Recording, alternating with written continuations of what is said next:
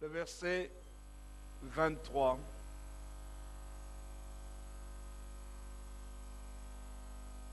Et le verset 24.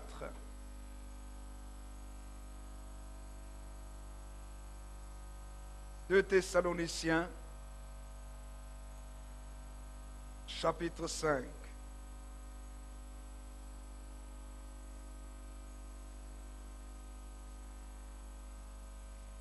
Un Thessalonicien, pardon. Un Thessaloniciens, chapitre 5.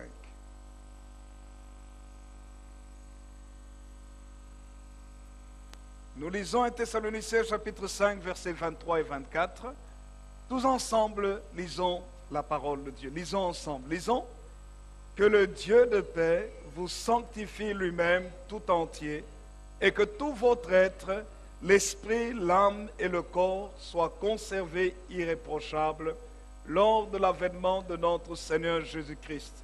Celui qui vous a appelé est fidèle et c'est lui qui le fera. Amen. Quelqu'un dit Amen. Béni soit le Seigneur. Amen. Je voudrais vous demander que nous puissions le relire tous ensemble à haute voix. Relisons ce texte tous ensemble à haute voix. 1 Thessaloniciens, chapitre 5, le verset 23 et 24. Tous ensemble, relisons la parole de Dieu bien fort. Ceux qui n'ont pas de Bible, vous êtes venus pour la première fois dans l'église, ou bien vous êtes nouveau, vous n'avez pas encore acheté votre Bible.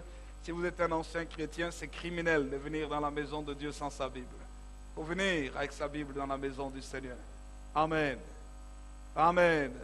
Alors nous lisons le texte, le passage, les Écritures sont projetées.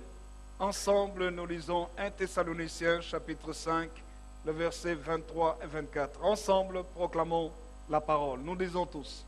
Que le Dieu de paix vous sanctifie lui-même tout entier et que tout votre être, l'esprit, l'âme et le corps soient conservés irréprochables lors de l'avènement de notre Seigneur Jésus-Christ.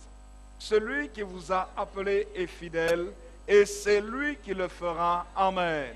Quelqu'un dit Amen. Béni soit le Seigneur. Amen. Nous avons intitulé notre message depuis la semaine dernière « Tu as besoin d'un toucher de Dieu ». Amen. Et nous voyons effectivement dans ce texte de l'apôtre Paul que quand il s'adresse aux Thessaloniciens, il leur dit justement qu'il y a une action que Dieu accomplit dans les trois dimensions de l'être humain, le corps, l'âme et l'esprit. C'est pourquoi il dit que le Dieu de paix vous sanctifie lui-même, tout entier, et que tout votre être, esprit, l'esprit, l'âme et le corps soient conservés irréprochables lors de l'avènement de notre Seigneur Jésus-Christ. Alors, vous voyez, frères et sœurs, il termine ces deux versets en disant « Celui qui vous a appelé est fidèle, et c'est lui qui le fera ». Nous voyons ici d'abord que Paul attire l'attention sur la nature même de Dieu dont nous avons parlé la semaine dernière, que c'est un Dieu fidèle, il n'est pas irresponsable. Nous pouvons nous appuyer entièrement sur lui, nous pouvons compter totalement sur lui. Amen. J'aimerais continuer dans le deuxième point, toujours dans ce message, tu as besoin d'un toucher de Dieu. Et en deuxième sous-point maintenant, intitulé notre message, la puissance de la transformation divine. Si Dieu te touche, il faut qu'il y ait une transformation. Mais cette transformation va se manifester par la vertu de Dieu lui-même. C'est pourquoi nous intitulons notre message « La puissance de la transformation divine ». Et je voudrais vous montrer que les trois domaines du corps, de l'être humain, doivent être transformés. Tu ne peux pas être en contact avec Jésus et rester le même. Ça veut dire que si tu restes le même, tu n'as jamais véritablement été en contact avec Jésus. Il est impossible de s'approcher du Seigneur Jésus et de rester le même. Vous savez, lorsque je suis revenu, on est revenu d'Espagne, mon épouse et moi, il y a mon fils aîné qui m'a dit, papa, tu as bronzé. Moi, je n'ai pas senti que j'avais bronzé. Je ne l'ai même pas vu. Ah si, à un moment donné, je le voyais parce que je voyais la marque de ma montre sur ma peau. Alors je comprenais que j'avais un peu bronzé. Et lui, il a remarqué plus. Mais pour quelle raison est-ce qu'on bronze? On bronze parce que la lumière du soleil touche notre peau et affecte notre peau. Tu ne peux pas être au soleil sans que le soleil ne te marque. Tu ne peux pas être en présence du soleil de justice. Jésus est appelé le soleil de justice dans la Bible. Tu ne peux pas être en contact avec le soleil de justice et rester la même personne. C'est impossible. Impossible d'être en contact avec notre Seigneur Jésus-Christ et nous restons les mêmes. Si quelqu'un dit qu'il est en contact avec Jésus, qu'il reste le même, alors il n'est pas en contact avec Jésus. Il est en contact avec un soi-disant Jésus. Ou il est en contact en fait avec rien du tout. Parce que le Jésus de la Bible affecte toujours la personne. Le Jésus de la Bible change toujours, transforme toujours. C'est impossible de rester le même quand tu entres en présence de Jésus. Tu es en contact avec la parole de Dieu. La Bible dit la parole vivante et permanente de Dieu. La Bible l'appelle la semence incorruptible de Dieu. La Bible l'appelle le feu. Qui a déjà touché le feu est resté le même. Tout ce que le feu touche change. Tout ce que le feu touche est affecté par la puissance du feu. Et Jérémie dit, ta parole n'est-elle pas un marteau qui brise le roc? Ta parole n'est-elle pas un feu? Donc ça veut dire par là, même si on a le cœur dur en présence de Jésus, qui est la parole marteau, cette parole marteau va casser la dureté de notre cœur. Tu ne peux pas être en contact avec un marteau et rester le même. Le marteau doit te marquer, ou il doit te briser, ou il doit changer ta position. La position du clou doit être changée lorsque le marteau frappe dessus. Ça, c'est ce que Jésus fait dans notre vie. Il est un feu. La parole de Jésus est un feu. D'ailleurs, dans le livre d'Apocalypse, on nous montre au chapitre 1er que ses yeux sont comme une flamme de feu. La parole de Dieu est appelée dans le livre aux Hébreux l'épée de l'esprit. Personne ne peut être en contact avec une épée sans que l'épée ne le transperce. L'épée doit pénétrer dans notre vie. Et d'ailleurs, la Bible dit aux écrivains aux Hébreux que la parole de Dieu est vivante et efficace. Elle est plus tranchante qu'une épée quelconque à double tranchant. Dans les deux sens, elle coupe en montant et en descendant. Elle tranche, plus tranchante qu'une épée quelconque à double tranchant. Elle pénètre, elle sépare âme, esprit, jointures et moelle, c'est-à-dire elle touche même le domaine invisible, le domaine des émotions, des sentiments. Elle touche les différents aspects du corps, de l'être humain. Ça, c'est la parole de Dieu. La parole de Dieu a une puissance. C'est la puissance de la transformation. La puissance de la création. Là où il n'y a rien, cette parole amène quelque chose. C'est pourquoi il est écrit dans les Saintes Écritures, Dieu dit que la lumière soit, alors qu'il n'y avait que les ténèbres. Et la parole nous dit que la lumière fut. La lumière a existé à cause de la parole de Dieu. C'est pour ça que Jean dit qu'au commencement était la parole, et la parole était avec Dieu, et la parole était Dieu. Tout a été fait par elle. Rien de ce qui a été fait n'a été fait sans elle. Cette parole possède la vie. C'est pourquoi Jean dit, en elle était la vie, et cette vie était la lumière des hommes. Ça veut dire que cette parole va te sortir des ténèbres. C'est la lumière. C'est pour ça que Jésus lui-même a dit, je suis la lumière du monde. celui qui me suit ne marchera pas dans les ténèbres, mais il aura la lumière de la vie. Béni soit le nom du Seigneur. Alors vous voyez, frères et sœurs, la Bible dit que cette parole, c'est une semence. La semence vivante et permanente de Dieu. Quand elle tombe quelque part, elle doit porter du fruit. Elle doit transformer l'environnement. C'est ça. Et c'est ce que Dieu veut dans notre vie. Le changement que la parole opère dans notre vie, c'est la puissance de la transformation divine. Chaque être humain a besoin d'expérimenter la transformation de Dieu dans son être entier. Béni soit le nom du Seigneur. Lorsque Jésus parle à Nicodème, dans Jean chapitre 3, nous lisons ensemble l'évangile de Jean au chapitre 3, les 7 premiers versets. Jean chapitre 3, versets 1 à 7. Oh, gloire au Seigneur. Quelqu'un dit Amen. Oh, il y a une puissance de Dieu. Jean chapitre 3, versets 1 à 7. Nous lisons. Lisons ensemble, je vous prie, les 7 premiers versets. Jean chapitre 3,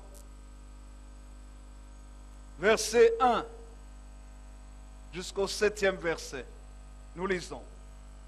Ensemble, lisons à haute voix la parole de Dieu, les 7 premiers versets de l'évangile de Jean. Nous lisons tous ensemble, lisons. Mais il y eut un homme d'entre les pharisiens nommé Nicodème, un chef des Juifs, qui vint, lui, auprès de Jésus de nuit, et lui dit, Rabbi, nous savons que tu es un docteur venu de Dieu, car personne ne peut faire ces miracles que tu fais si Dieu n'est avec lui. Jésus lui répondit, en vérité, je te le dis, si un homme ne naît de nouveau, il ne peut voir le royaume de Dieu.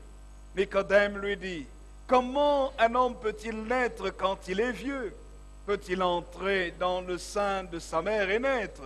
Jésus répondit, en vérité, je te le dis, si un homme ne naît d'eau et d'esprit, il ne peut entrer dans le royaume de Dieu. Ce qui est né de la chair est chair, et ce qui est né de l'esprit est esprit. Ne t'étonne pas que je t'ai dit, il faut que vous naissiez de nouveau. Le vent souffle où il veut. Oh, voilà, nous arrêtons là. Nous pouvons nous arrêter là. Je lis le verset 8. Le vent souffle où il veut, et tu en entends le bruit, mais tu ne sais d'où il vient, ni où il va. Il en est ainsi de tout homme qui est né de l'esprit.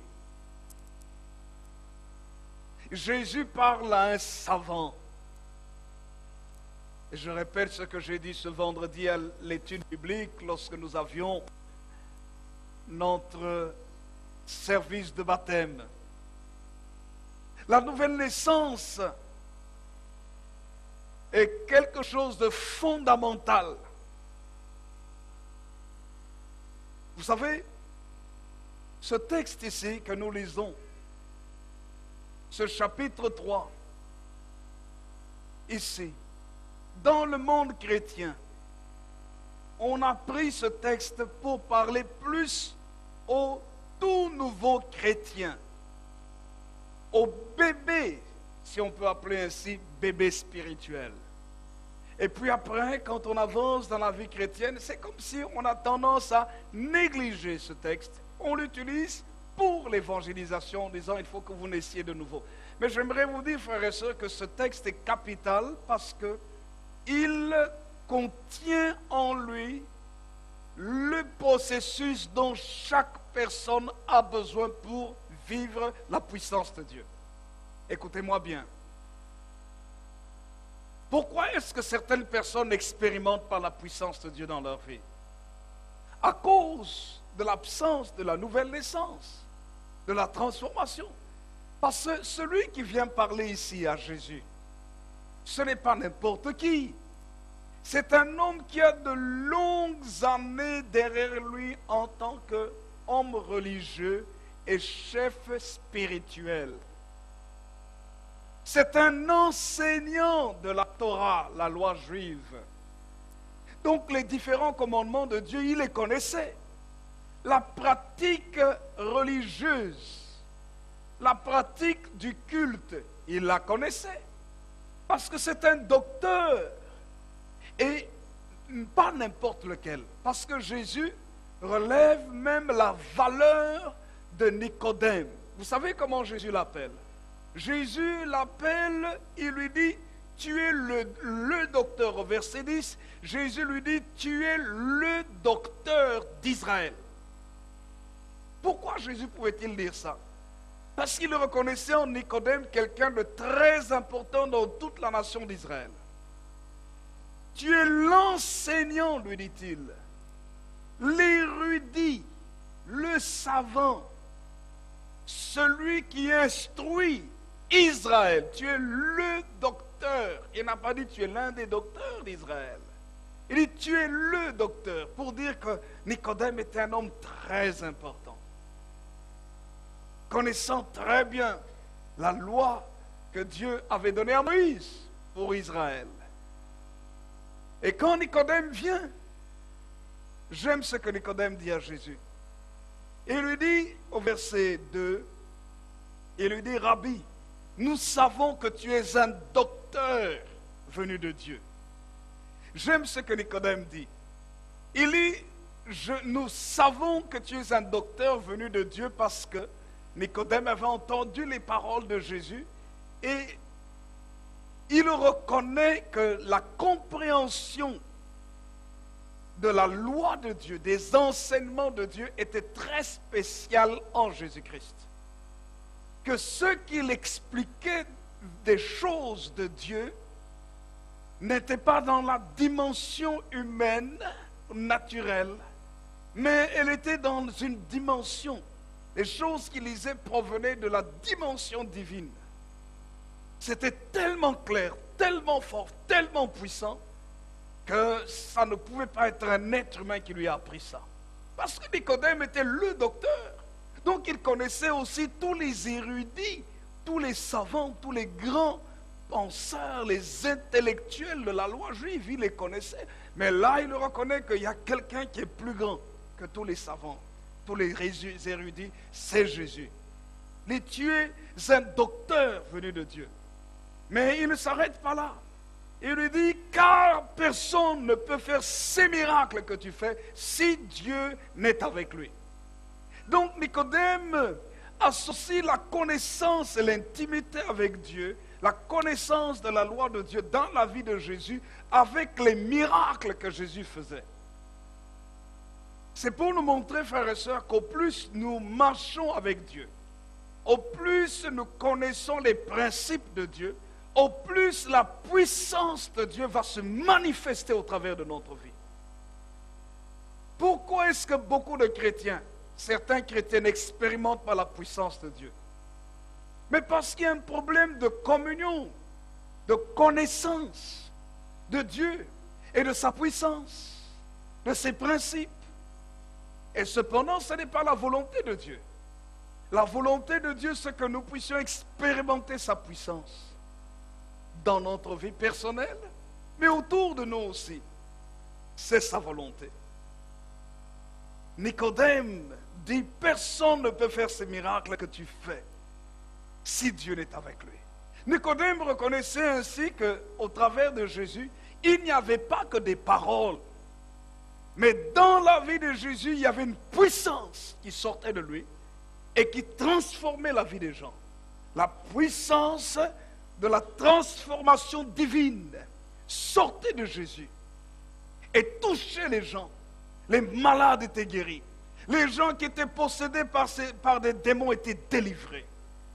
Des personnes qui avaient des problèmes depuis des années trouvaient des solutions quand elles étaient en contact avec Jésus. Des aveugles voyaient, des sourds entendaient, des muets parlaient, des paralytiques se levaient. Frères et sœurs, la puissance de Dieu agissait au travers de Jésus. Et vous voyez, le Seigneur lui dit que cette puissance n'était pas réservée simplement à Jésus lui-même, Mais c'est pourquoi il lui dit, en vérité, je te le dis, si un homme ne naît de nouveau, il ne peut voir le royaume de Dieu. Voir le royaume de Dieu, ce n'est pas seulement en attendant d'être au ciel, mais c'est de voir la manifestation du royaume de Dieu dans sa vie, sur la terre. Le Seigneur, quand il a appris à ses disciples à prier, il leur a dit, lorsque vous priez, dites, notre Père qui es aux cieux, que ton nom soit sanctifié, que ton règne vienne et que ta volonté soit faite sur la terre comme au ciel. Donc, Jésus veut leur dire, quand vous priez, vous devez vivre la manifestation de la puissance de Dieu sur la terre. C'est pourquoi il dit, dites que ton règne vienne, que ton royaume vienne. Et nous savons que dans le ciel, il y a la puissance même de Dieu. Dieu veut que nous vivions sa puissance ici-bas sur cette terre déjà. Vous n'êtes pas amen? Béni soit le Seigneur. Et c'est pour ça qu'il parle de la nouvelle naissance. La nouvelle naissance, c'est la transformation que Dieu va opérer dans l'être humain. Et cette opération va se faire au moyen du Saint-Esprit. C'est pourquoi il dit, ne t'étonne pas que je t'ai dit. Il lui dit au verset 5, en vérité, je te le dis, si un homme ne naît d'eau et d'esprit, il ne peut entrer dans le royaume de Dieu. Et puis il dit au verset 6, ce qui est né de la chair est chair, ce qui est né de l'esprit est esprit. Ne t'étonne pas que je t'ai dit, il faut que vous naissiez de nouveau. Il faut que vous soyez une personne qui correspond aux critères du ciel. Alléluia. Il faut que vous soyez une personne qui correspond aux critères du ciel. Quels sont les critères du ciel? N'oubliez pas que nous sommes en relation avec le texte de l'apôtre Paul. Que tout votre être entier, l'esprit, l'âme et le corps soient conservés irrépréhensibles pour l'avènement de notre Seigneur Jésus. Et celui qui vous a appelé est fidèle et c'est lui qui le fera. Quels sont ici les critères pour qu'un être humain entre dans le royaume de Dieu où vive le ciel? Quand nous parlons de la puissance de la transformation divine, la première chose que nous voyons, c'est la transformation de la nature physique. La transformation de notre nature physique. Lorsque nous recevons la parole de Dieu, la Bible nous montre que la parole de Dieu est une semence. Cette semence a une capacité. Jésus est cette semence qui s'est donnée pour nous. Qu'est-ce qu'elle produit en nous? La semence de Dieu amène dans notre corps la vie de Dieu. Notre corps physique. Cette semence amène en nous le principe du ciel, le principe de la sainteté.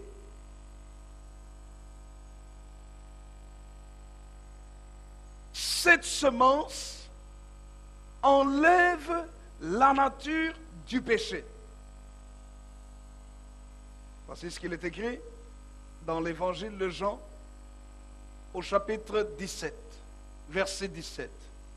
Le Seigneur Jésus, quand il prie pour ses disciples et pour nous, il dit ceci: Père, sanctifie-les par ta vérité. Ta parole est la vérité. Donc la parole de Dieu, en pénétrant en nous, va nous sanctifier. Elle est la vérité. Elle va laver notre vie pour que nous puissions être agréables à Dieu. C'est ce que cette parole va faire dans notre vie. Pour quelle raison?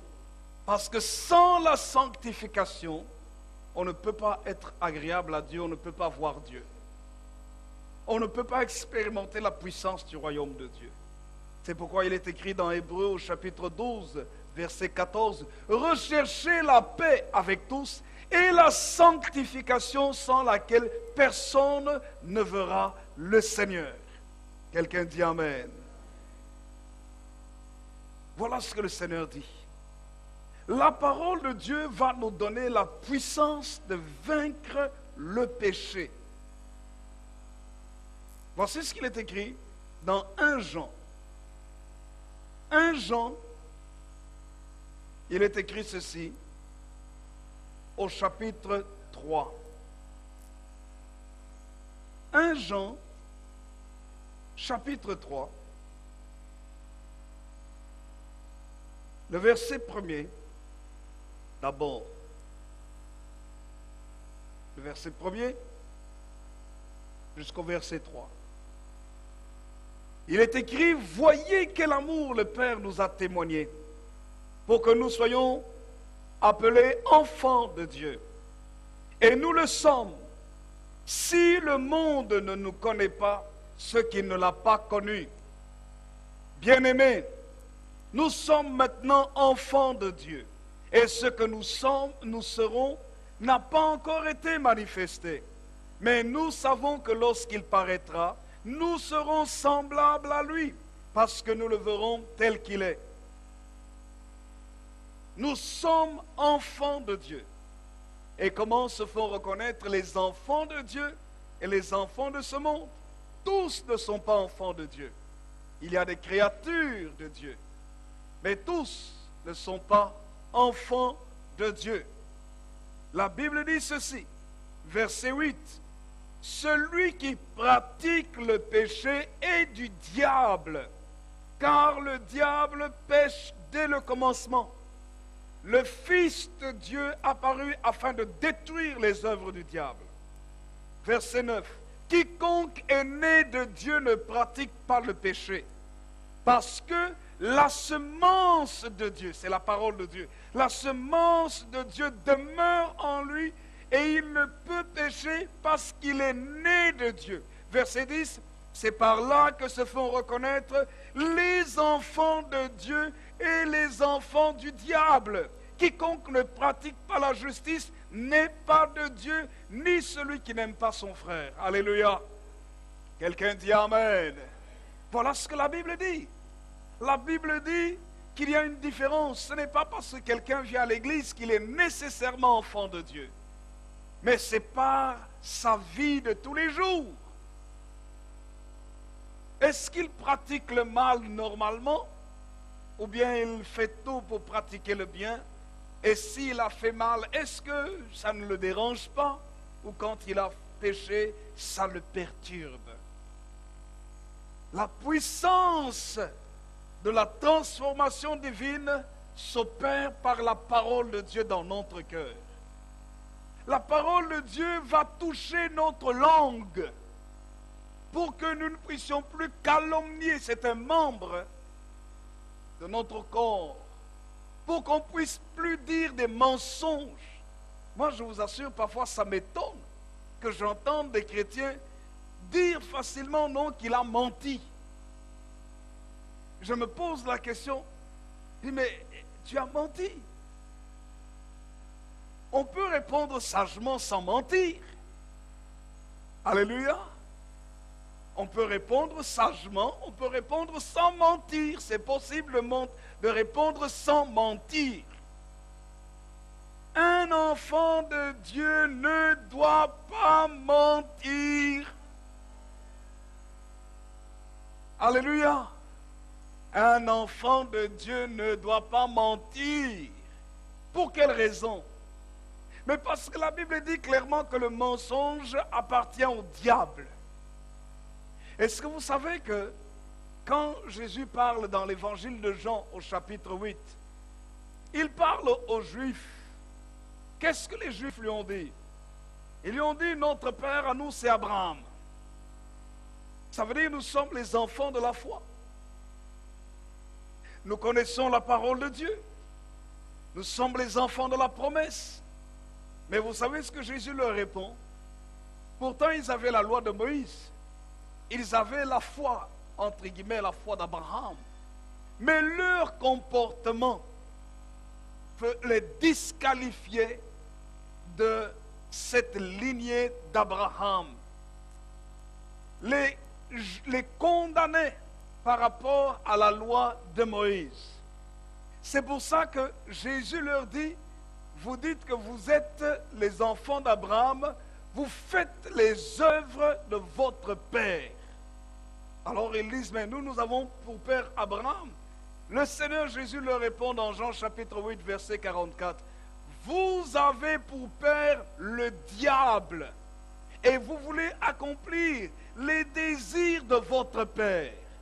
Il a été meurtrier dès le commencement.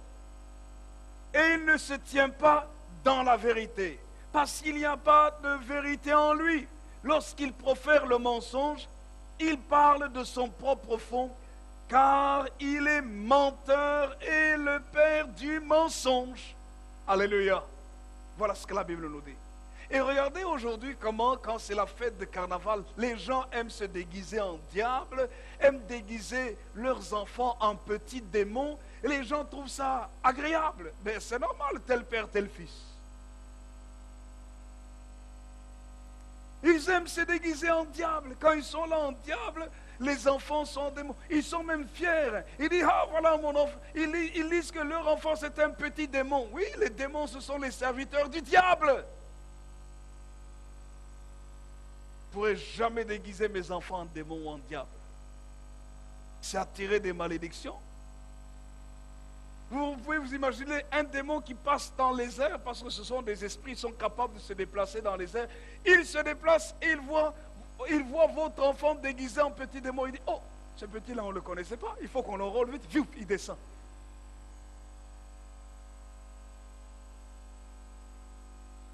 Alors, vous voyez, frères et sœurs, il ne faut pas tirer des malédictions sur sa famille. On va dire, oh non, c'est pour s'amuser. Vous avez déjà vu un pickpocket qui s'amuse quand il doit vous voler? Il rigole, hein, mais lui, il rigole avec vous, mais il est très sérieux dans ce qu'il fait. Il va vous voler. Parce que c'est sa nature de voler les autres. Alléluia. Satan est un meurtrier, c'est un assassin en puissance. Et regardez aujourd'hui comment les jeux où on tue facilement ont du succès terrible. Terrible. Il y a un jeu nouveau qui est sorti, mais d'une violence extrême. Il paraît que ça fait du succès sur le net. J'ai oublié le nom. D'ailleurs, c'est même pas intéressant de connaître le nom. Et vous voyez les jeunes gens qui s'amusent avec ça. Ils sont dans l'armée, c'est de tuer et le sang coule. Hein. C'est terrible. Vous les jeunes gens là qui êtes là, vos jeux avec les histoires de guerre, on doit tuer les autres là, entre guillemets, c'est une mission, on va les tuer. Vous dites non, c'est la mission. Vous ne vous rendez pas compte que ça crée en vous l'esprit de Satan, l'esprit de la mort, l'esprit du meurtre. Est-ce que vous savez que lorsqu'il y a eu des tueries en Columbine, est-ce que vous savez que lorsqu'il y a eu des tueries aux États-Unis, ce sont des jeunes gens qui, à cause de tout ce qu'ils avaient vu dans les jeux vidéo, pour eux, quand ils sont sortis maintenant dans l'université, vous savez, c'est comme un jeu vidéo. Ils ont leur arme. Maintenant, le jeu vidéo n'est plus un jeu vidéo, mais ils entrent dans la réalité. Et là, tout ce qui bouge, qui n'appartient pas à leur camp, et ils sont à deux, tout ce qui bouge, bam, ils tirent dessus, ils tirent. C'est ce qui s'est passé. À cause des jeux vidéo. Parents, s'il vous plaît, comment est-ce que vous, parents responsables, vous pouvez acheter de telles choses à vos enfants, permettre à vos enfants de jouer à de tels jeux? Et le jour où, un jour, il est énervé, il prend un revolver, il tire sur quelqu'un, il tire même sur ses parents, ne soyez pas étonnés. C'est vous qui avez mis le diable dans votre propre maison. Et combien de cas on n'a pas entendu? À cause des jeux. Parce que le psychisme a été atteint. Ça a été un jeu virtuel, mais on est entré dedans. Et puis on est devenu un petit assassin sans le savoir. Il a suffi juste qu'il y ait un déclenchement de certaines situations et qu'on devient réellement assassin.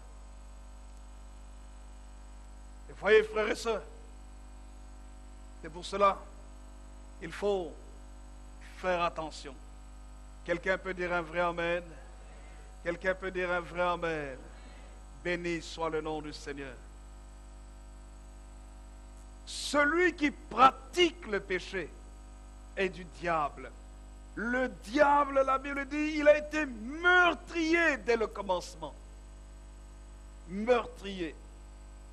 On peut être meurtrier, même si aujourd'hui la Belgique légalise l'avortement.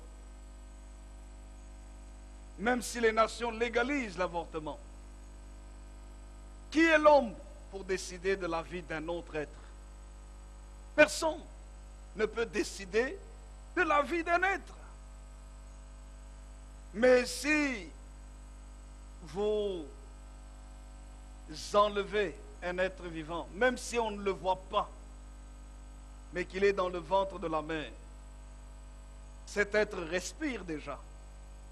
Cet être, même s'il n'est pas encore sorti du sein maternel, cet être a en lui une conscience. Et les scientifiques nous montrent clairement que le bébé dans le ventre réagit. Il connaît, il entend le son, il connaît l'environnement dans lequel il est. Il reconnaît la voix de sa maman, il reconnaît son milieu. Nous avons toujours expérimenté dans l'église ici que quand une mère est enceinte dans l'église, quand le bébé vient au monde, on vient avec le bébé à l'église, le bébé est tout à fait à l'aise parce que c'est un environnement, il connaît déjà les bruits. Mais nous avons remarqué aussi que des bébés qui ne sont pas nés dans l'église, qui n'ont pas eu l'habitude de l'environnement de l'église, quand ils arrivent dans l'église, ils entendent la musique, ils entendent le bruit, ils sont perturbés. Qui a le droit de tuer quelqu'un d'autre? Personne. Personne. C'est vrai que c'est difficile quand votre enfant tombe enceinte, que votre enfant n'est pas marié et que c'est une jeune fille. Mais vous, vous êtes chrétienne. Vous allez faire quoi? Vous allez pousser pour qu'elle avorte. Et vous dites, personne ne le saura. Pour votre honneur. La Bible dit, vous avez du sang sur les mains. C'est très difficile, c'est vrai. Mais il y a des gens qui cherchent des enfants à adopter. Si vous ne voulez pas de cet enfant, supportez peut-être pendant quelques mois et donnez-le. Et parfois des enfants qu'on ne voulait pas, ils arrivent et vous vous rendez compte que cet enfant-là qu'on voulait avorter vous donne beaucoup plus de joie. Et que c'est une véritable bénédiction. Il amène quelque chose de spécial dans la famille. Nous n'avons pas le droit. C'est pour ça qu'avant qu'il y ait des catastrophes, nous devons protéger notre maison aussi. Protéger la famille. Donner l'éducation qu'il faut. Éviter que le petit copain vienne dormir à la maison. Ou que la fille, votre fille, vous l'envoyez chez son petit copain ou son fiancé. Mais quand il y aura des histoires, il ne faut pas se donner. Vaut mieux prévenir que guérir. Et puis, ce n'est pas toujours mauvais d'attendre un peu. Ce n'est pas toujours mauvais. Bien au contraire, la société nous montre, l'analyse de la société nous montre dans les relations amoureuses, dans les relations hommes-femmes, qu'il n'y a pas autant de joie parce que les gens se sont précipités.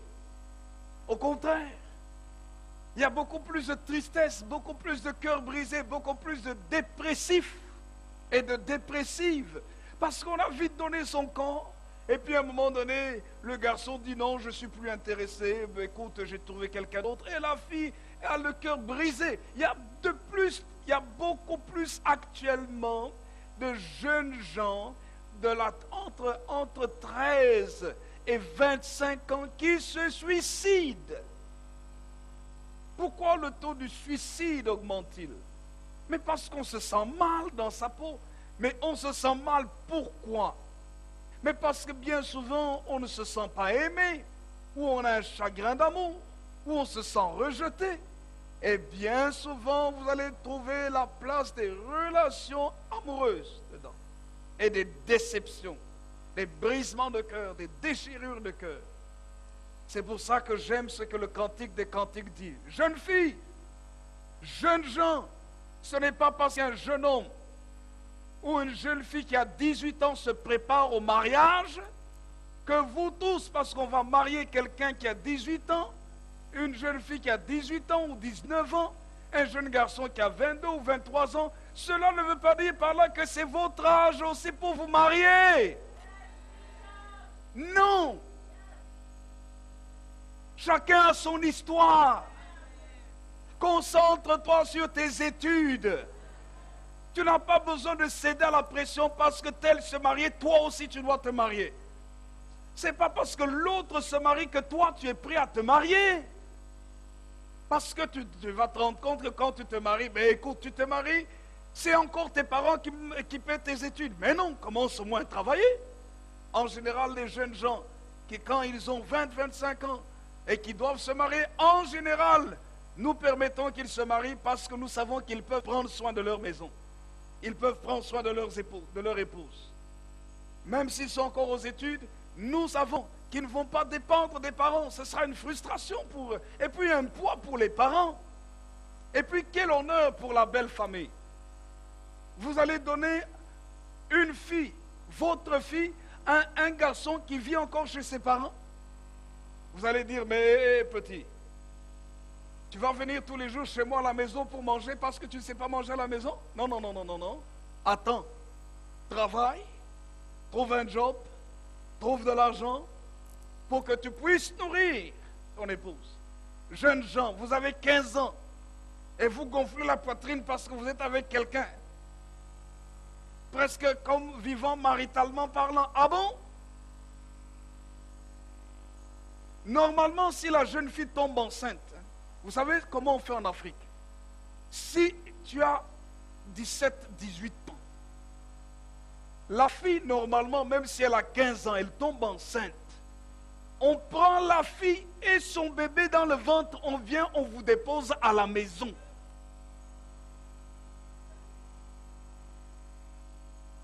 On vous la dépose à la maison, on dit non, non, prenez vos responsabilités. Je trouve qu'on devrait faire ça aussi ici en Europe. Ça va aider beaucoup à comprendre. Mais il ne faut pas rigoler. Le garçon va dire, oh non, moi je ne suis pas prêt, je ne suis pas prêt, je ne saurais pas m'occuper d'elle. Et en plus du bébé, je suis jeune. Ah, tu es jeune. Mais il fallait bien réfléchir que tu étais jeune. Il ne fallait pas faire les choses des grands avant l'âge. Attends d'être grand. Comme ça, quand tu es grand, tu es à l'aise. Et quand tu as le bébé, tout le monde est content. Mais tu as un bébé, les gens ne sont pas contents. C'est bon pour toi et c'est bon pour le bébé. Alors, pour que tu évites que les gens ne soient pas contents, mais fais tout dans les normes et dans les règles. Comme ça, tout le monde va se réjouir avec toi. Ton bébé va venir au monde, on va rigoler, on dit « Oh, formidable, formidable, formidable !» Tu auras plein de cadeaux. Mais quand tu zigzagues, tu es dans les coins sombres, et tu as un bébé dans un coin sombre, c'est compliqué. Tu rends ta vie difficile pour rien. Je sais que la société dans laquelle on parle, je sais qu'il y en a qui m'entendent, qui disent « Ouais, mais c'est exagéré, nous sommes au 21e siècle. Ah. » On peut être au 21e siècle, le corps reste le même. Il n'a pas changé. Quand une jeune fille, excusez-moi, quand une jeune fille, il y a plusieurs personnes qui l'ont connue, même si on est 21e siècle, hein, on peut prendre une jeune fille que au moins 5 ou 10 garçons sont passés par là. Et maintenant, quelqu'un doit choisir. On vous dit, et les autres, et les garçons sont... Vous pouvez vous imaginer, on prend la jeune fille qui est là, et puis on aligne les garçons à côté. On dit à celui qui veut l'épouser, tu vois cette fille ici, il y a tel garçon qui l'a connu. Et puis on prend une autre jeune fille, on dit, cette fille ici, jamais personne ne l'a touchée. Les deux, supposons que ce soit des jumelles, belles l'une et l'autre. À votre avis, Le beau garçon qui va épouser cette jeune fille va aller pour dire non, écoute, c'est pas grave, même si ils t'ont connu, c'est pas grave, moi aussi je veux être le 11e ou le 15e ou le 20e. Ah ah. C'est ce qu'il va dire. C'est ce qu'il va dire. Beaucoup de jeunes filles, vous vendez votre corps, vous jouez avec votre corps, et les garçons jouent avec vous. Parce que les garçons du 21e siècle sont, je vais le dire, sont des pervers. Ils ne sont pas sains, les garçons du 21e siècle. Malheureusement, même les filles sont des perverses. Beaucoup de filles deviennent perverses. Malheureusement. Mais le garçon va dire non, non, sans hésiter. Il voit la belle fille avec je ne sais pas combien de garçons à côté. Et la fille seule, sans hésiter, il va aller vers elle. Il va dire non, non, elle, bon. Mais j'aimerais vous dire qu'il y a une bonne nouvelle. C'est que même si tu as vécu de cette vie-là, de celle par qui plusieurs sont passés, quand Jésus vient dans ta vie, il fait une opération de renouvellement, de transformation. Tu deviens une nouvelle personne. Même dans ton corps, un miracle de Dieu peut se produire, même si tu avais attrapé des maladies par ces garçons-là. Un miracle peut se produire et tu es devenu une nouvelle personne. Mais tu dois te maintenir dans cette position. Tu dois te conserver. Pourquoi? Parce que ton est devenu le temple du Saint-Esprit, de l'Esprit de Dieu. Dieu te donne de la valeur. Quelqu'un va t'accuser en disant, oui, toi, tu sais, oh, cette fille-là, on l'a connue. Tu vas dire, tu ne l'as pas connue. Tu as connu l'autre, mais moi, je suis l'autre, je suis nouvelle, rachetée par le sang de Jésus, lavée et purifiée par le sang de Jésus. Jésus a payé le prix de mes péchés. La personne que vous aviez consommée là, cette personne-là est enterrée dans les eaux du baptême. C'est pour ça que j'ai été baptisé. Et maintenant, la nouvelle personne que vous voyez ici, c'est une nouvelle personne. Nous avons peut-être le même visage, la même forme, mais je suis quelqu'un de nouveau. Oh, quelle puissance. Le Seigneur donne. Vous voyez quelle valeur Jésus donne à quelqu'un. Béni soit le nom de Jésus. C'est formidable de s'attacher à Jésus. Parce qu'il redonne la valeur à notre corps. Vous savez quoi? J'ai constaté aussi que physiquement, effectivement, quand quelqu'un s'attache à Jésus, même son corps change. Quand quelqu'un ne prie pas, c'est comme si bizarrement parlant, il y a la mort. La personne peut avoir un beau visage, mais vous sentez comme un masque de mort. Vous voyez, et puis même, c'est comme si les personnes vieillissent plus vite.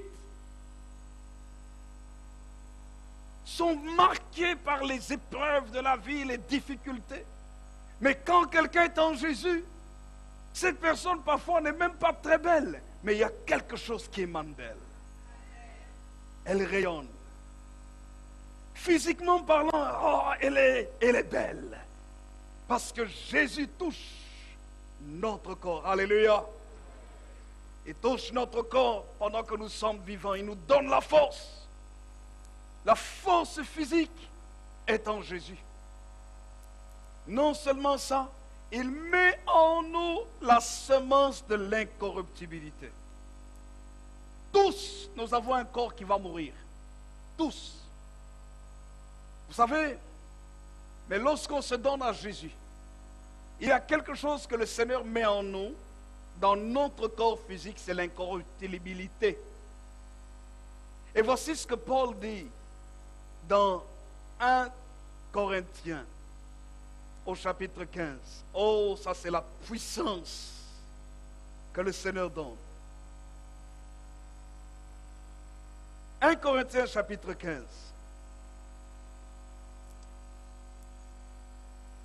Il est écrit ceci. Puisque nous avons reçu le Seigneur Jésus dans notre vie. 1 Corinthiens, chapitre 15, verset 42. On nous parle de la résurrection des morts. Jusqu'au verset 49. 1 Corinthiens, chapitre 15, versets 42 à 49, la Bible dit, « Ainsi en est-il de la résurrection des morts. Le corps est semé corruptible, il ressuscite incorruptible. Il est semé méprisable, il ressuscite glorieux.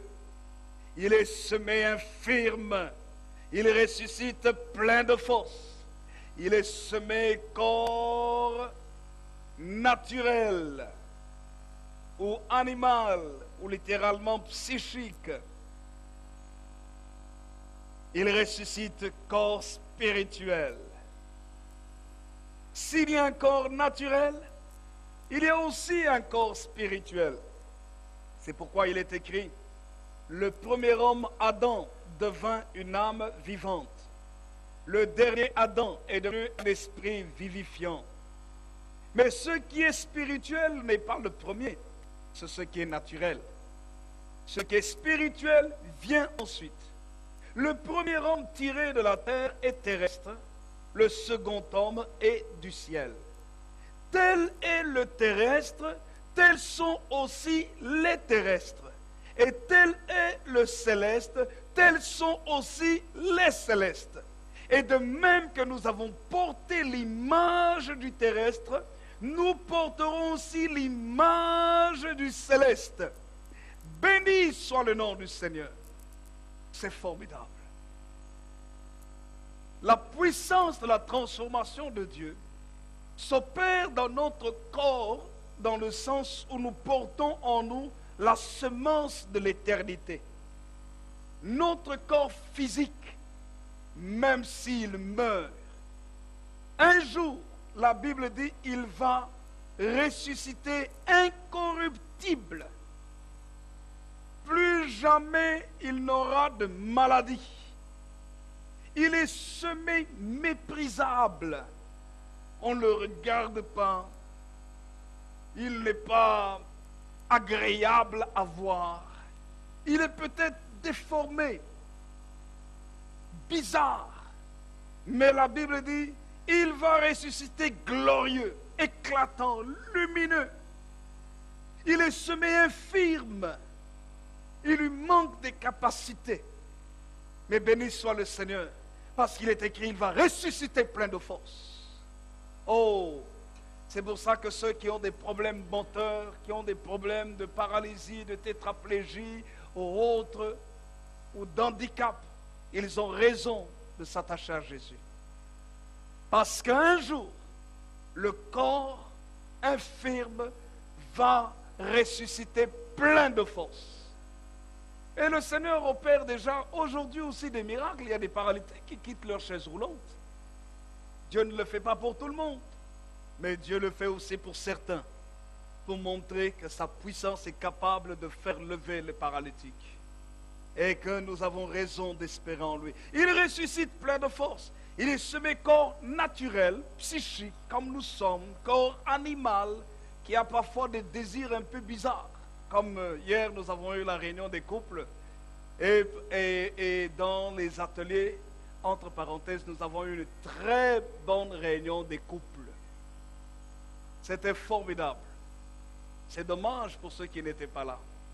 Et surtout les jeunes mariés. Les jeunes mariés, il faut être là. Parce que c'est vous qui avez plus besoin que les vieux mariés. Parce que les vieux ont déjà une certaine expérience. Mais les jeunes mariés, il faut qu'on vous apprenne à sauter les haies, à monter les obstacles, à traverser les vallées, et à grimper sur les montagnes, et à passer dans les endroits rocailleux, à passer au milieu des épines. Ah oui, c'est ce que la Bible dit. Alors vous voyez, le corps est semé naturel, animal. Et comme dans la réunion des hommes, nous avons vu, dans l'atelier avec les hommes, certains hommes ont dit que l'homme est parfois comme un animal. Un animal. C'est-à-dire, il a des désirs qui le poussent. Comme quelqu'un disait, il est comme un coq. Quand il y a des poulaillers, vous avez déjà vu le coq dans le poulailler? Le coq court derrière chaque poule, n'importe quelle poule, il court derrière. Et quelqu'un dit non, nous ne sommes pas des coqs.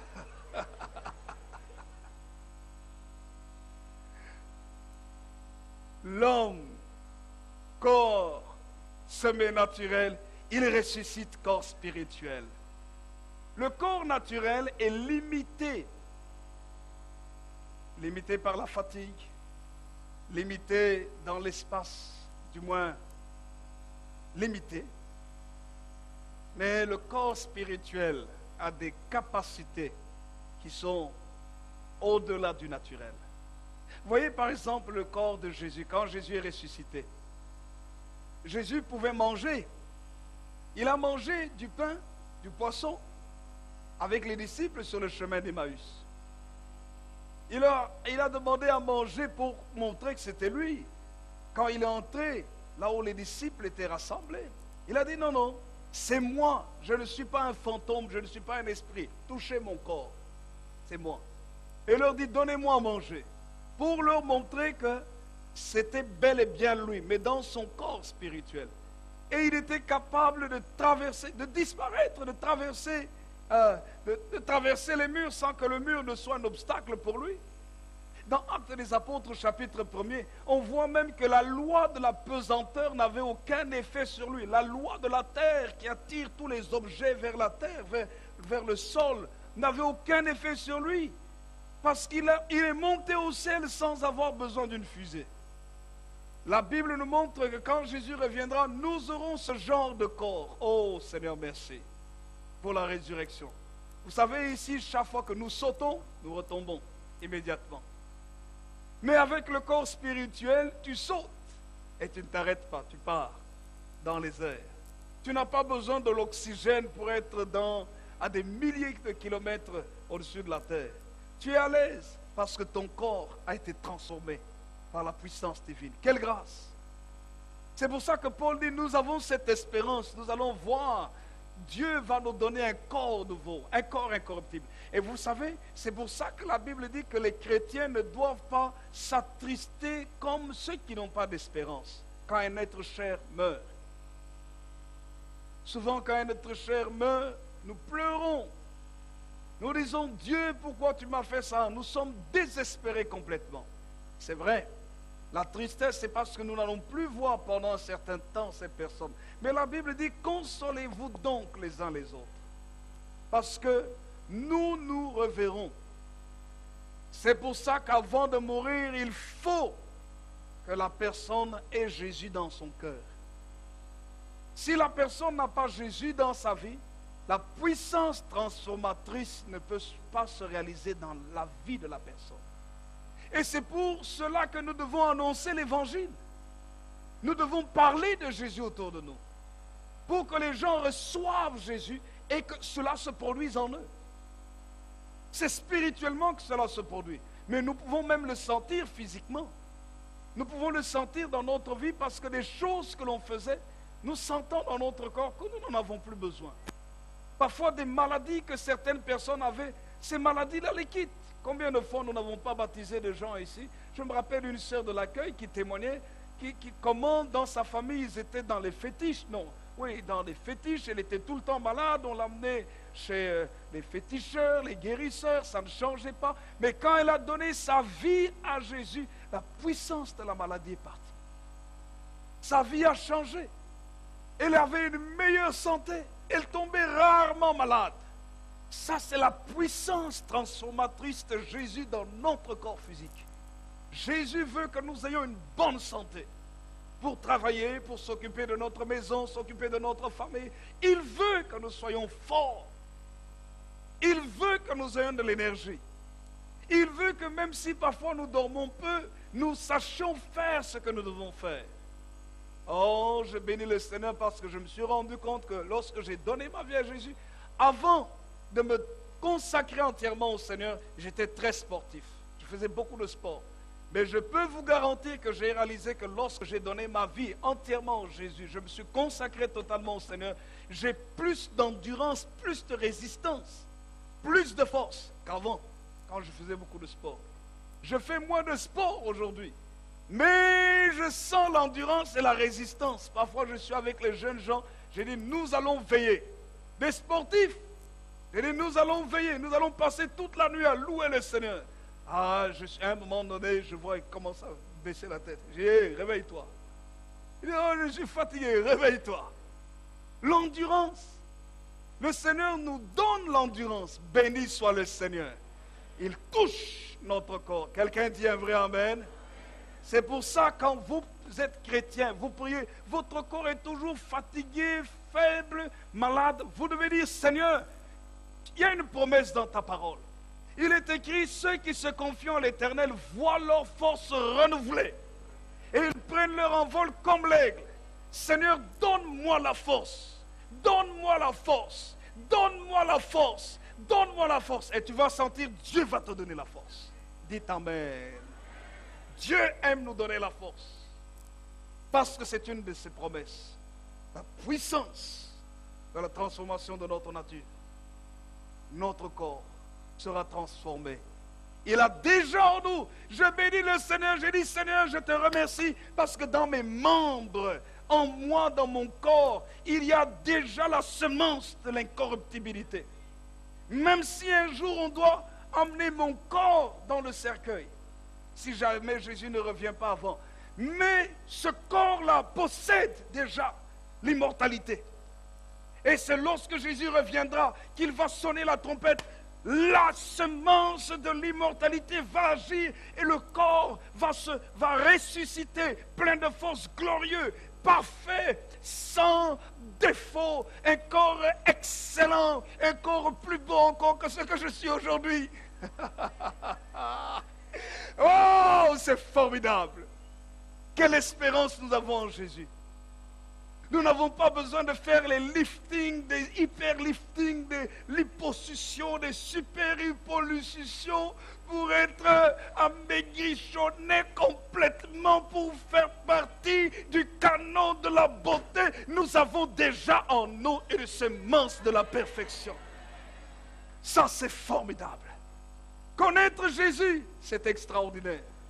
C'est pourquoi, messieurs, mesdames, à partir du moment où vous êtes à l'aise dans votre corps, c'est ça l'essentiel. Si c'est pas ça, si les médecins vous disent que ça ne va pas vous créer des problèmes de santé, si vous avez un peu d'embonpoint, c'est pas mauvais. Hein? C'est bon. Tant que ce n'est pas dangereux médicalement parlant. Si le médecin vous dit, oh, attention pour votre cœur, diminuez. Faites le régime. Mais ne faites pas le régime pour être comme tout le monde squelettique. Le canon de la beauté, on dit on est mannequin, on est comme un squelette. Il faut quand même un peu de graisse. Il faut quand même un peu, en Afrique on dit un peu de viande. Alléluia. Il faut quand même que l'on touche, qu'on sent que quand on touche là, c'est quand même un peu doux. Mais il ne faut pas que quand on touche, on sent que non, c'est trop sec. Si ce n'est pas votre corps, si c'est votre corps que Dieu vous a fait comme ça, vous savez, il y a les Maasai. Les Maasai sont des gens secs. Mais c'est leur corps. Et ils sont musclés, ils sont forts, très résistants. C'est leur corps. Mais si ton corps est un peu plus enveloppé, mais ne te crée pas des soucis de santé. Vous savez, je connais des personnes qui ont failli mourir parce qu'ils ont voulu ressembler aux gens qui étaient trop minces. On est parti, on a mis des choses au niveau des estomacs, on a fait des opérations et ils ont failli mourir.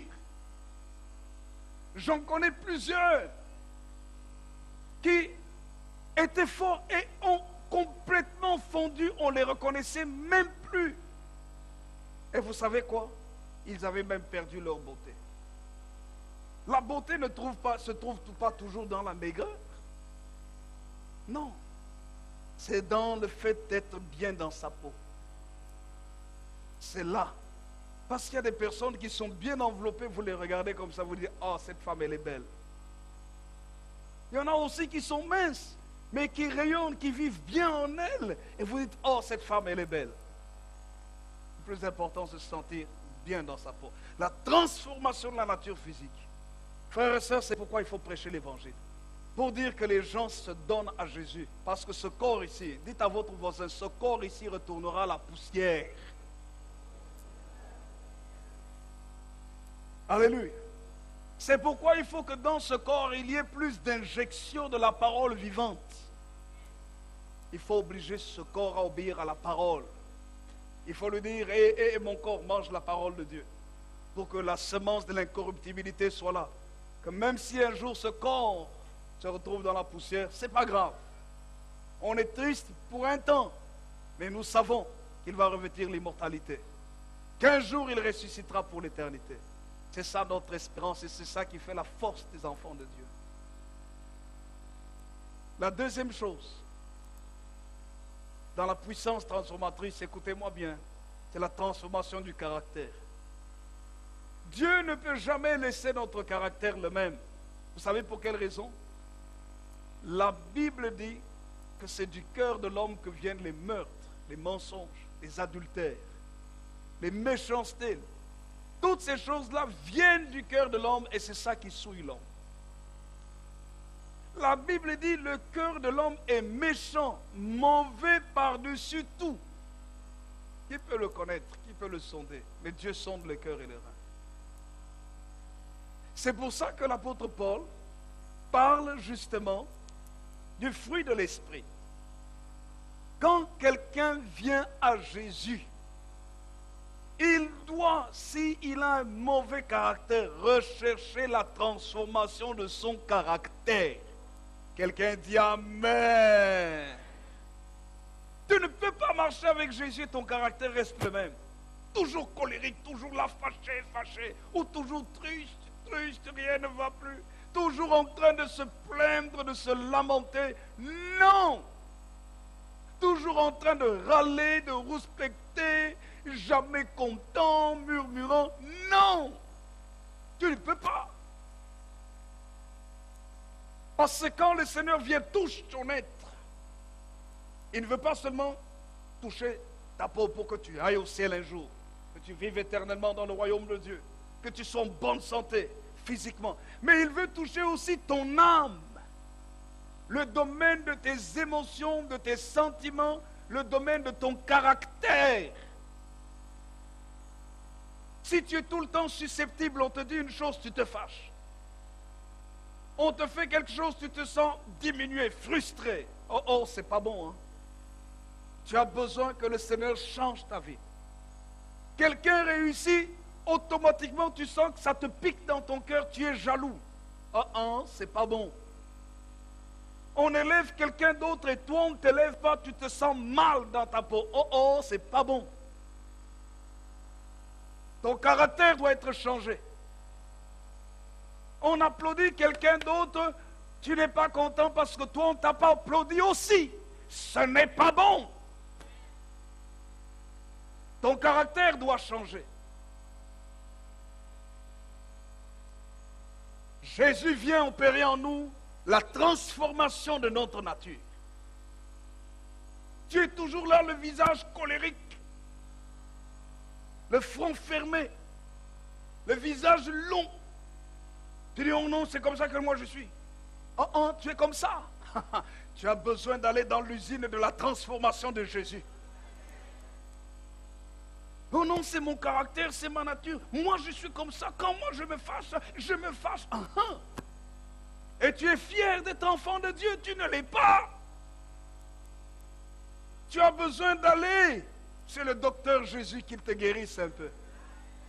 Qu'il guérisse tes émotions. Tu as besoin qu'on te fasse une opération esthétique de l'âme. Qu'on arrange un peu ton visage dans tes émotions, ton visage émotionnel. Tu as besoin qu'on t'enlève les cancers émotionnels. Oui, mais moi, on m'a fait tellement de mal quand j'étais petit, on m'a fait tellement de mal par ma famille, on m'a fait tellement. Tu es blessé émotionnellement. Tu as des blessures et des cicatrices émotionnelles. Tu as besoin d'aller dans l'usine du Saint-Esprit. Non, dans l'hôpital du Saint-Esprit.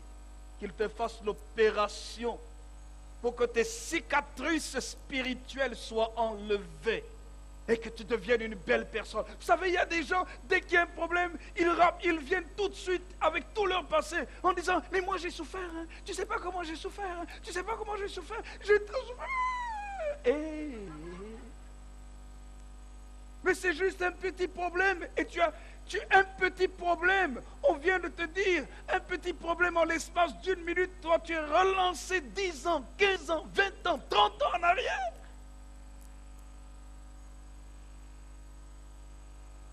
Tu as besoin d'aller à l'hôpital du Saint-Esprit pour qu'il fasse l'opération qui t'enlève les cicatrices, qu'il te fasse comprendre que Dieu t'aime, qu'il te fasse comprendre que tu as de la valeur, qu'il te fasse comprendre que tu peux avoir la joie dans ton cœur. Tu vas dire, oui, mais vous ne savez pas tout ce que moi j'ai vécu, hein, tout ce que j'ai enduré. Oui, tout ce que tu as enduré, c'est bien, mais tu as encore le futur devant toi. Tu as l'avenir devant toi. Les choses peuvent être meilleures dans le futur avec le docteur Saint-Esprit. Tu peux être plus agréable. Oui, mais moi, tout le monde m'a rejeté. Personne ne m'aime. Vous savez, il y a des gens qui ont difficile d'avoir des relations, difficile de garder des amitiés parce qu'ils traînent les cicatrices du péché, du passé. Moi, on m'a rejeté. Moi, on m'a jamais aimé. Telle personne m'a trahi. Alors, c'est difficile pour elles de se connecter avec les autres parce qu'elles traînent dans leur âme les blessures du passé, les rejets, les déceptions. Elles traînent tout ça dans leur être. Mais quand tu viens à Jésus, il amène son Saint-Esprit pour dire que le bagage du passé doit être enlevé pour que tu sois une nouvelle personne. Oh, j'aime le docteur Saint-Esprit. Peut-être que ce matin, tu as besoin du docteur Saint-Esprit. Tu as besoin d'aller dire, j'accepte l'anesthésie spirituelle. J'accepte de faire que tu fasses un travail pour enlever la haine de mon cœur, pour enlever l'amertume de mon cœur, pour enlever la tristesse de mon cœur. Parce que quand le Saint-Esprit vient dans notre vie, il change notre caractère.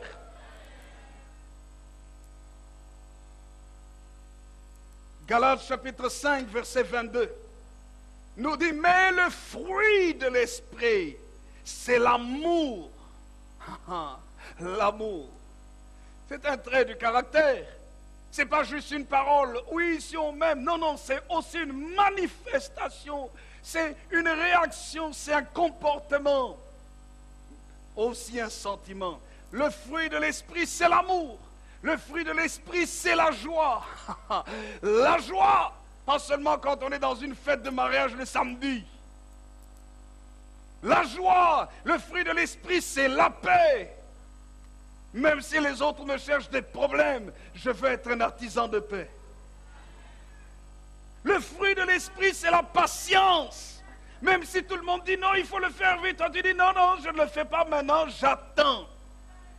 La réponse n'arrive pas, tu dis c'est pas grave, je sais que mon Dieu est au contrôle. Je ne vais pas aller voler parce qu'il faut accélérer les choses, je vais patienter. C'est un trait de caractère. Le fruit de l'esprit, c'est la bonté. Tu es bon. C'est la bienveillance. Tu manifestes d'un bon comportement. C'est la foi. Tu crois que c'est possible. C'est la douceur. Tu n'es pas brutal, agressif, méchant. Non, ni dans tes paroles, ni dans ton comportement. Le fruit de l'esprit, c'est la maîtrise de soi. On te provoque, mais tu te maîtrises. Oh, c'est le changement de caractère. Le changement de l'âme de la personne. C'est la transformation du caractère par la puissance du Saint-Esprit. Quand maintenant, Dieu touche ton corps, Dieu touche ensuite ton caractère. Troisièmement, et je termine par là, c'est la libération de la puissance spirituelle. Quand le Seigneur agit dans ta vie, quand il a touché ton être, ton esprit reçoit la libération. Ton esprit n'est pas alourdi par ta chair. Ton esprit n'est pas alourdi par tout ce que tu as expérimenté de négatif. de triste, de sale, de malsain, ton esprit est libre. Libre pour prier le Seigneur. Libre pour venir à l'église. Libre pour louer et adorer Dieu.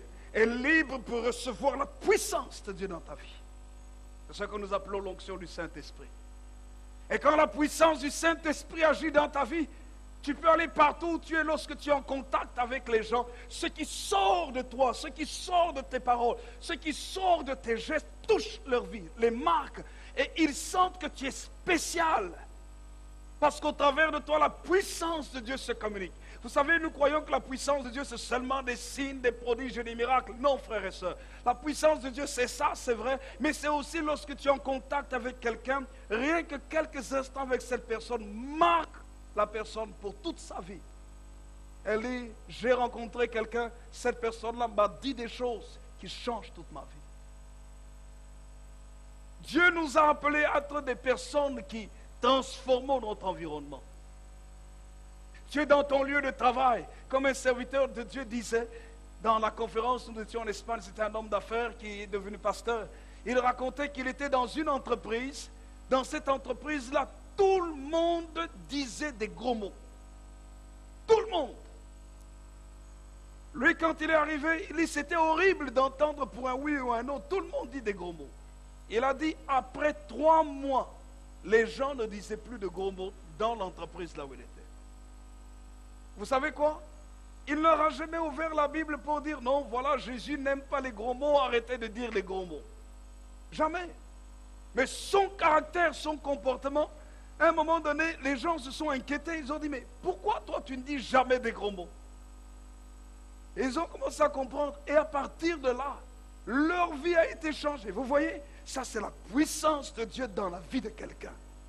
Quand tu es un enfant de Dieu rempli de la puissance de Dieu, le milieu dans lequel tu te trouves doit changer. Même si tu n'ouvres pas la Bible, ta vie est un instrument que Dieu va utiliser. De toi, des fleuves de vie vont couler et affecter positivement le milieu dans lequel tu te trouves. Si ce milieu-là est un milieu où les choses ne marchaient pas, ta présence va amener la réussite. Là où il y avait la faillite, Dieu t'amène quelque part, toi tu amènes le relèvement de la société. Là où la famille ne fonctionnait pas bien, avait des troubles, des guerres, toi tu arrives dans cette famille, après un certain temps, la paix revient, l'amour revient, l'entente revient. C'est ça un vrai enfant de Dieu. Un enfant de Dieu marque son passage. Frères et sœurs, écoutez-moi bien, l'église est une station d'essence, l'église est une université, l'église est une école, l'église est un hôpital, l'église est le lieu où vous recevez tout ce que vous avez, ce dont vous avez besoin le dimanche. Mais la vraie vie, c'est quand l'église est terminée.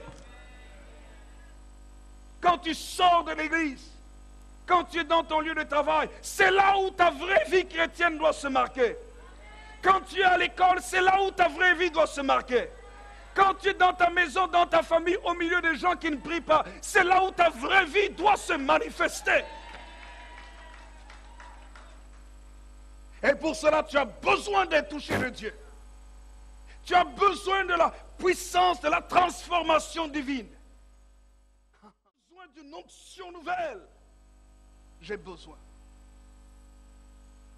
Que le Seigneur notre Dieu bénisse sa parole encore aujourd'hui.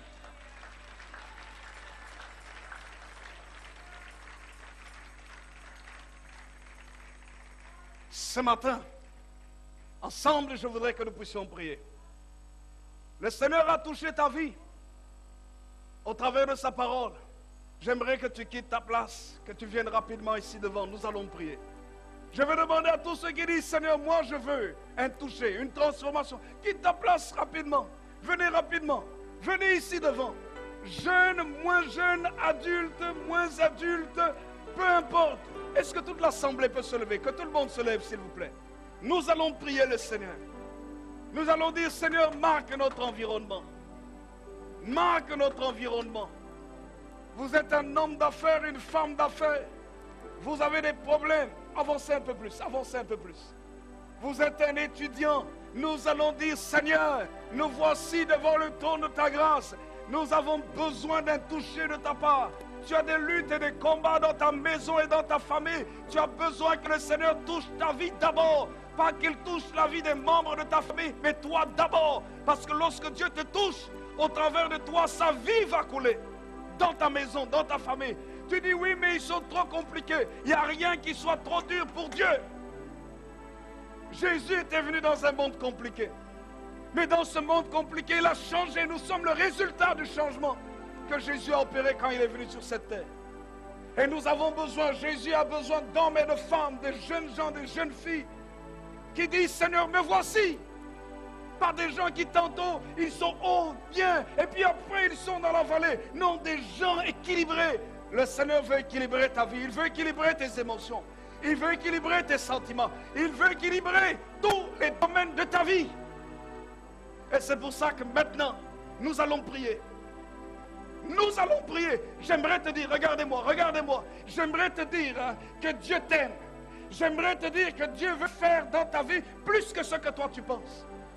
J'aimerais te dire que même si on t'a dit, ou même si toi-même tu te dis que ta vie, elle n'en vaut pas la peine, j'aimerais te dire que tu n'es pas ici par hasard. Mais c'est parce que le Seigneur t'a appelé. Mais c'est parce que le Seigneur veut faire quelque chose dans ta vie. Ta vie a de la valeur. Même si toi, tu as utilisé ta vie dans le mauvais sens du terme, j'aimerais te dire que le Seigneur peut prendre ta vie et faire de cette vie un instrument de valeur. Parce que tu as du prix à ses yeux. Jésus a payé le prix pour toi à ta place. Nous allons prier. Tu vas lui parler. J'aimerais que tu lui parles. Toi-même. Tu lui dis, Seigneur, me voici. Tu connais ta vie, tu connais tes situations. Parle-lui. Ne demande pas les changements de tes problèmes. Non. Demande une transformation d'abord en toi. Parce que quand la transformation se fait en toi, Dieu maintenant fait de toi un agent de transformation. Et tu vas voir que les choses que tu trouvais difficiles seront faciles. Il va te donner la sagesse, l'intelligence, la force, le moyen, les moyens nécessaires pour que les choses changent au travers de ta vie. Et tu pourras dire, le Seigneur a fait ceci par ma vie. Tu auras un témoignage parce que le Seigneur va agir au travers de ta vie. Nous allons prier. J'aimerais qu'ensemble, toute l'assemblée, nous proclamions 3 fois que Jésus est Seigneur. Et vous tous ici, parlez vous-même au Seigneur Jésus. Ensemble, nous allons lui parler. Moi aussi, je veux lui parler. Parce que moi aussi, j'ai dit, Seigneur, j'ai besoin que tu transformes encore ma vie. Ensemble, nous déclarons 3 fois que Jésus est Seigneur et nous prions ensemble. Prions. Jésus est Seigneur. Jésus est Seigneur. Jésus est Seigneur. Alléluia. Oh, tu es le roi de gloire. Tu es le roi de prodiges, le roi de miracles. C'est toi le Dieu de la transformation. Je refuse, Seigneur, notre roi, que nous restions au même niveau. Tant spirituellement, émotionnellement. Seigneur, tant physiquement. Nous refusons, Seigneur, parce que tu as plus que cela dans notre vie. Nous voulons la force, nous voulons la santé. Nous voulons, Seigneur, notre roi, un meilleur caractère. Nous voulons, Seigneur, notre Dieu, dans notre vie, plus de ta présence, plus de ta puissance, plus de toi, oh Jésus, plus de toi, Seigneur. Voilà pourquoi nous sommes là devant le trône de la majesté divine, ayant besoin, grand roi de l'univers, de la puissance de la transformation, afin que nous soyons des agents de transformation de notre environnement. Oh, notre Seigneur et notre roi, la Bible déclare, la création soupire après la révélation des fils de Dieu. Seigneur, nous voici. Nous prions qu'avec nos jeunes gens, Seigneur, leur vie soit un exemple, un modèle, par lequel tu vas non seulement montrer la valeur de la sagesse, la connaissance, l'intelligence, mais aussi de l'excellence, de la force, de la performance. Seigneur, merci, parce que tu es le Dieu fidèle. Ce que tu dis dans ta parole est la vérité. Voilà pourquoi je te présente, Seigneur, notre roi, ton peuple, et ceux qui écoutent le message par les DVD ou par l'Internet. Je demande, Seigneur, que ta puissance agisse dans leur être, afin qu'ils comprennent que tu veux changer notre vie, tu veux changer notre caractère, tu veux changer notre comportement et l'améliorer, grand roi de l'univers. Que là où il y a la tristesse, la joie véritable vienne. Que là où il y a la haine, la méchanceté, la jalousie, que nous recevions l'amour, l'amour qui vient de toi. Là où il y a l'inquiétude, que nous recevions la confiance, la paix, la quiétude. pour la gloire de ton nom. Seigneur, bénis ta parole. Je demande, Seigneur, la bénédiction de ta parole. Ceux qui sont malades dans leur corps, pendant que nous sommes en train d'invoquer ton nom, Seigneur, je prie qu'ils reçoivent la puissance surnaturelle de la santé et de la guérison. Un toucher spécial de toi à cause de ta présence dans ce lieu. Seigneur, merci de le faire. Ceux qui ont des problèmes divers, que ce soit dans leur famille, que ce soit dans leurs relations, que ce soit à l'école, que ce soit des besoins financiers, que ce soit des besoins matériels, que ce soit des besoins relationnels, qu'ils soient touchés par toi. Et Seigneur, que tu leur montres, que tu leur accordes la faveur, que tu leur accordes, Seigneur, la puissance pour transformer positivement le lieu dans lequel ils se trouvent. N'est-ce pas toi qui as utilisé Moïse pour affecter l'Égypte? Tu as utilisé Moïse pour affecter le désert. Tu es celui qui a amené la manne dans le désert. Tu as amené l'eau, Seigneur, du rocher dans le désert. Tu as assaini l'eau de Mara par Moïse. Seigneur, c'est toi qui as dit que tu ferais refleurir le désert. Seigneur, glorifie ton nom. Jésus, Yeshua, Mashiach, élève ta majesté au milieu de nous. L'Église, le monde a besoin de ta présence. Le monde a besoin de ta puissance. Nous avons besoin, j'ai besoin de la puissance du Saint-Esprit pour un impact indélébile, Seigneur notre Dieu. Un impact, Seigneur, pour que le royaume de Dieu marque ce territoire, marque ce pays, marque les nations. Seigneur, que le royaume de Dieu marque nos cœurs, marque nos vies. Louange, honneur et majesté te reviennent. Alléluia. Seigneur, nous te bénissons. Je vais demander à toute l'assemblée de prier avec moi. Alléluia. Vous allez dire, Seigneur Jésus, me voici. Je suis à toi. Transforme ma vie. Seigneur, fais quelque chose de réel et de permanent dans ma vie, dans mon corps, dans mon caractère, dans ma vie spirituelle. Seigneur, donne-moi la force, donne-moi la santé, donne-moi la sainteté.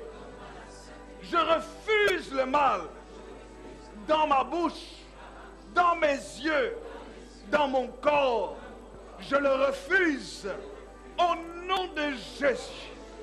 Seigneur, donne-moi la santé, que la faiblesse quitte mon corps. Au nom de Jésus, que la force remplisse mes membres.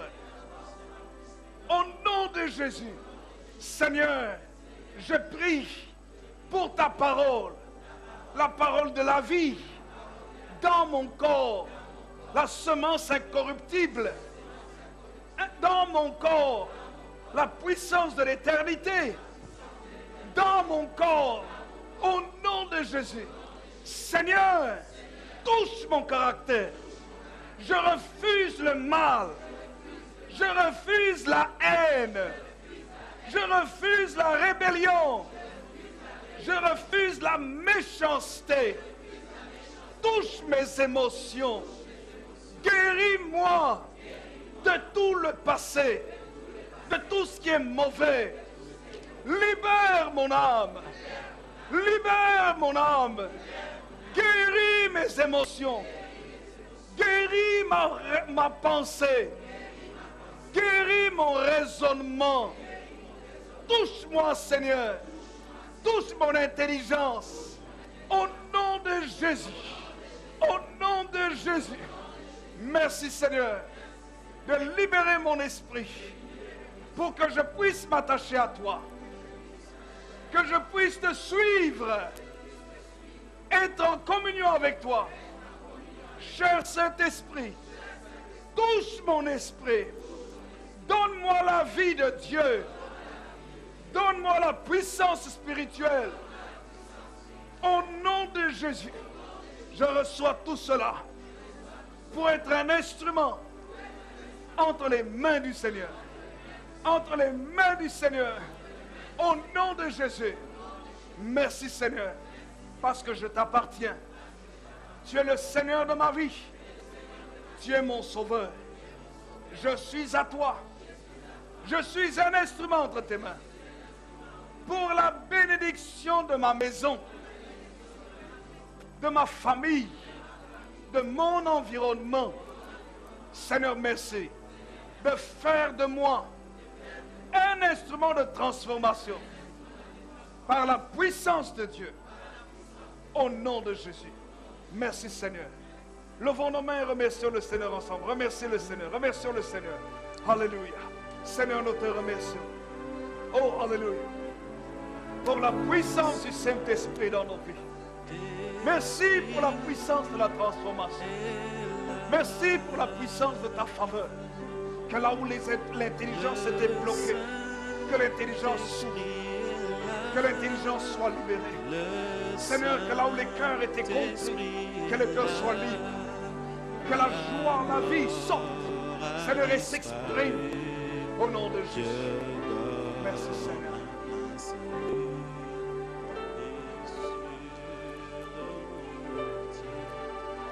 Alléluia. Alléluia. Gloire à toi.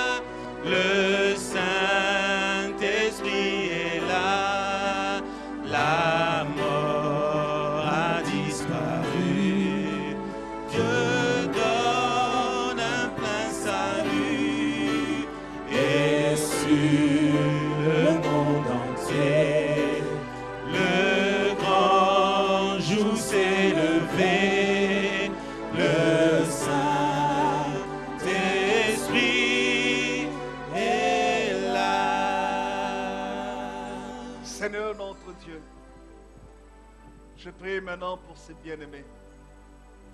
Ils ont pris une décision devant toi. Seigneur, je prie que ta présence remplisse leur vie. Que là où certains avaient des pensées de suicide et de mort, que l'esprit du diable quitte leur âme. Je commande à l'esprit de Satan de quitter leur cœur. Au nom de Jésus-Christ. Même si, Seigneur, certaines situations étaient difficiles dans leur maison, dans leur famille, dans leur environnement. Seigneur Jésus, tu es venu dans un monde difficile et tu as transformé cet environnement difficile. Seigneur Jésus, la Bible déclare que Moïse est entré en Égypte, là où le peuple souffrait, était esclave. Mais la Bible dit que Dieu l'a utilisé. Et les chaînes de l'Égypte ont été brisées. Le peuple a été libéré. Seigneur, c'est pour ça que je prie pour que les chaînes de ton peuple soient brisées. Au nom de Jésus-Christ. Et que le peuple soit libre. Libre de profiter de la vie. Libre de dire que c'est vrai, on peut vivre correctement avec Jésus. Libre d'expérimenter la paix, la joie, le bonheur, la réussite. Libre, Seigneur, de dire oui avec Dieu. C'est bon de vivre. Oui, avec Dieu, tout est possible. Seigneur, c'est pourquoi je prie pour que ceux qui sont malades, tu les touches dans leur corps. Que la puissance de la guérison touche les membres malades. Il y a une personne ici, vous avez un problème, c'est une jeune femme. Vous avez un problème dans votre ventre, et particulièrement l'utérus. Le Seigneur touche votre matrice. La puissance de Dieu vous touche maintenant. recevez la guérison.